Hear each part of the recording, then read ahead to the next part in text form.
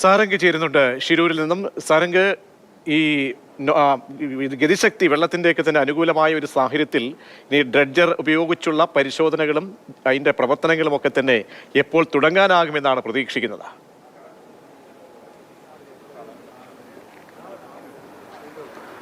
പ്രജീഷ്, എന്തായാലും ഇപ്പോൾ ഇവിടെ ഡ്രഡ്ജർ എത്തിച്ചിട്ടുണ്ട്. ദുരന്തഭൂമിയിൽ നിന്ന് ഏതാനും മീറ്ററുകൾക്കകലെയാണ് ഇപ്പോൾ ഡ്രഡ്ജർ ഇവിടെ നങ്കൂരമിട്ടിരിക്കുന്നത്. നമുക്ക് ദൃശ്യങ്ങളിൽ നിന്ന് വ്യക്തമാണ്. മാത്രമല്ല, രണ്ട് പാലങ്ങൾ കടത്തുന്ന സമയത്ത് ഇതിൻ്റെ ചില ലോഹഭാഗങ്ങളൊക്കെ ഊരി മാറ്റി വെക്കേണ്ട, ഡീഅസംബിൾ ചെയ്യേണ്ട ഒരു അവസ്ഥയുണ്ടായിരുന്നു. ഇപ്പോൾ അതൊക്കെ വീണ്ടും പുനഃസ്ഥാപിച്ചുകൊണ്ട് ഡ്രഡ്ജിങ് മിഷന് വേണ്ട തരത്തിലേക്ക് ഈ ഒരു വെസലാവട്ടെ, അതുപോലെ തന്നെ മണ്ണുമാന്തി യന്ത്രമടക്കമുള്ള ഭാഗം ഒക്കെ തന്നെ അതിന് തക്കതായ രീതിയിലേക്ക് വീണ്ടും പുനഃസ്ഥാപിച്ചു വെച്ചു എന്നാണ് നമ്മൾക്കിപ്പോൾ ദൃശ്യങ്ങളിൽ നിന്ന് വ്യക്തമായി കാണാൻ സാധിക്കുന്നത്.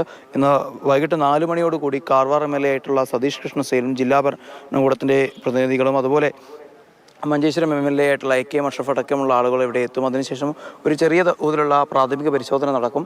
അതിനുശേഷമായിരിക്കും ഷിരൂരിലെ ദുരന്ത ഭൂമിയിലേക്ക് ഈ ഡ്രഡ്ജർ നീങ്ങുക. എന്തായാലും ഇന്ന് തന്നെ തിരച്ചിൽ നടത്താൻ കഴിയുമെന്ന പ്രതീക്ഷ തന്നെയാണ് ഉദ്യോഗസ്ഥരുടെയും അതുപോലെ തന്നെ ഡ്രഡ്ജിങ് കമ്പനി അധികൃതരുടെ ഭാഗത്തു നിന്നൊക്കെ തന്നെ വരുന്നത്. എന്തായാലും ഇനി അത്തരത്തിൽ ജില്ലാ ഭരണകൂടത്തിൻ്റെ ആളുകളുടെ ഭാഗത്തു നിന്നൊക്കെ തന്നെ അനുമതി ലഭിക്കേണ്ടതായുണ്ട്. അത്തരത്തിലുള്ളൊരു അനുമതിക്ക് ചിലപ്പോൾ ചെറിയൊരു പ്രയാസം നേരിടുകയാണെങ്കിൽ ഒരുപക്ഷെ ചിലപ്പോൾ മിഷൻ നാളേക്ക് നീളാനുള്ള ഒരു ചെറിയ സാധ്യത കൂടി നിലനിൽക്കുന്നുണ്ട്.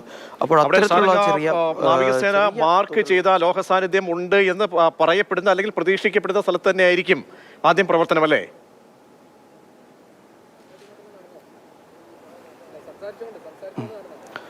പ്രധാനമായും 4 പോയിന്റുകളിലാണ് പ്രജീഷ് നാവികസേന മാർക്ക് ചെയ്തു പോയിട്ടുള്ളത്. കാരണം അവിടെ നിന്നാണ് ആദ്യം തന്നെ റഡാറിൽ നിന്ന് കൃത്യമായ സിഗ്നൽ ലഭിക്കുന്നത്. അതിനുശേഷം ലോഹഭാഗങ്ങൾ, ലോറിയുടെ തരത്തിലുള്ള ചില ലോഹഭാഗങ്ങളൊക്കെ തന്നെ നാവികസേനയുടെ ഡൈവർമാർക്ക് ലഭിക്കുന്നതും ഈ പോയിന്റിലാണ്. അവർ 2ാം ഘട്ട ദൗത്യം അവസാനിപ്പിച്ച് മടങ്ങുന്നതിന് തൊട്ട് മുൻപായി അവിടെ ബോയ കൊണ്ടും അതുപോലെ തന്നെ വാട്ടർ ബലൂൺ അടക്കമുള്ള മറ്റ് സംവിധാനങ്ങളൊക്കെ തന്നെ ഉപയോഗിച്ചുകൊണ്ട് അവിടെ മാർക്ക് ചെയ്യുന്നൊരു സ്ഥിതിവിശേഷമുണ്ടായിരുന്നു. ആ പ്രദേശത്തെ കേന്ദ്രീകരിച്ചുകൊണ്ട് തന്നെയായിരുന്നു പിന്നീട് NDRFും ഈശ്വർ മാൽപ്പയ സംഘവും ഒക്കെ തന്നെ തിരച്ചിൽ നടത്തിക്കൊണ്ടിരുന്നത്. അതിൽ നിന്നാണ് വാഹനത്തിൻ്റെ ഹൈഡ്രോളിക് ജാക്ക് അടക്കമുള്ള ചില ബസ്സുകളൊക്കെ തന്നെ നമുക്ക് കിട്ടുകയും ചെയ്തത്.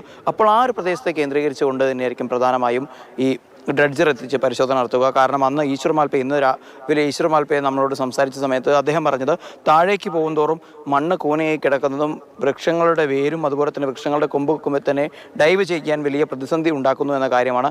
അപ്പോൾ ഇത്തരത്തിൽ ഡ്രഡ്ജിങ് നടത്തി അതിന് മാറ്റം ഉണ്ടാക്കാൻ, അത്തരത്തിലുള്ള മണ്ണ് കോരി മാറ്റാൻ സാധിക്കുകയാണെങ്കിൽ നാളെ എത്തുന്ന പ്രത്യേക പരിശീലനം ലഭിച്ച ഡൈവർമാർക്ക് ഒരുപക്ഷെ താഴേക്ക് കൂടുതൽ അടിയിലേക്ക് ഊളിയിട്ട് പോയി പരിശോധന നടത്താനുള്ള ഒരു സാധ്യത അല്ലെങ്കിൽ അത്തരത്തിലുള്ള ഒരു അവസരം ഉണ്ടാക്കാനുള്ള ഒരു പ്രധാനമായിട്ടുള്ള ശ്രമമായിരിക്കും ഡ്രഡ്ജറിൻ്റെ ഭാഗത്തു നിന്നുണ്ടാവുക. ഈശ്വർ മാൽപ്പയ സംഘത്തിലെ 8 പേർ ഇതിനോടകം തന്നെ ജില്ലാ ഭരണകൂടത്തിൻ്റെ ഭാഗത്തു നിന്ന് അനുമതി തേടിക്കൊണ്ട് ഈ മിഷൻ്റെ ഭാഗമാവണം, 3ാം ഘട്ട മിഷൻ്റെ ഭാഗമാവണം എന്നുള്ള അനുമതിക്കായിട്ട് കാത്തു നിൽക്കുന്നുണ്ട്. അവർക്ക് ഇതുവരെയും എന്തായാലും ജില്ലാ ഭരണകൂടത്തിൻ്റെ ഭാഗത്തു നിന്ന് ഇത്തരത്തിലുള്ള അനുമതിയൊന്നും ലഭിച്ചിട്ടില്ല. എന്നാൽ അവർക്ക് ഇത്തരത്തിൽ ഒരു അനുമതി ലഭിക്കുകയാണെങ്കിൽ ഈ പറയുന്ന നേവി സംഘത്തോടൊപ്പം പ്രത്യേക പരിശീലനം ലഭിച്ച പ്രതീക്ഷയോടുകൂടി തന്നെ കാത്തിരിക്കാൻ ഡ്രഡ്ജർ എത്തിച്ചു.